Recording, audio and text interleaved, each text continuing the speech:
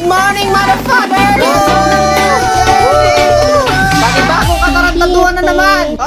So dahil ako ang teacher nyo for today's video, wala tayong gagawin ngayon! Nice one! Okay ba yan? Okay, nice one! Meron ako yung kakakwento sa inyo. Ano yun, sir? Alam nyo ba itong si Pipito tsaka si Pipita, nakita ko nung isang araw, nagde-date. Issue. Utak, may pa-holding hands pa yan. Utalande. Samantalang ako, nung mga ganyang edad nyo, pinoproblema ko kung paano ako magkakaroon ng superpowers. Ay, grabe si totoo yun. sir. Samantalang kayo, lumalab life na.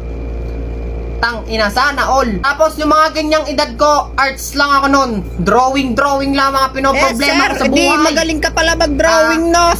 Speaking of drawing, sino magaling mag-drawing dito? Sir, ako, sir. Magaling ako Ikaw? mag-drawing, sir. Sir, ako magaling ako Ikaw, mag-drawing, sige, sir. ganito na lang. Magpapalaro na lang ako. Yun. Magdo-drawing kayong lahat o gawa kayo ng arts, ganon. Tas kung sinong may pinakamaganda, bibigyan ko ng 1,000 mil. Yun. Okay sa inyo? Okay na, okay, Okay, sir. game. Okay, ha? Hindi ko to, tignan kung sino may mga magagandang drawing dyan. Diyos ko po, iho, ano yan? Sir, painting po, sir, ng mushroom. Mushroom.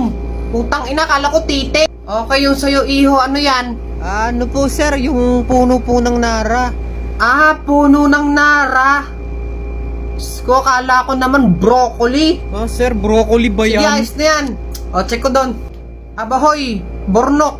Ano yan? Di ba sabi ko mag-drawing, magawa ng arts? Ba't ka nagsa-cellphone? Sir? Ito arts. Di ba pwede yan? Tingnan mo kung paano siya. Hindi naman to laro eh. Ganito lang yan, no?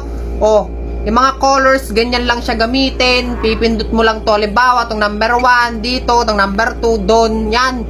Ganyan lang siya laruin, sir. Arts yan. Pasok yan. Tsaka hindi lang yan bansa ganyan, sir. Marami ka rin pwedeng pamilihan dyan. Maraming teams. May mga anime, mga cartoons, mga salam na showme. Ba? Ganon. Ayos yan guys, ibahin na natin ang tema.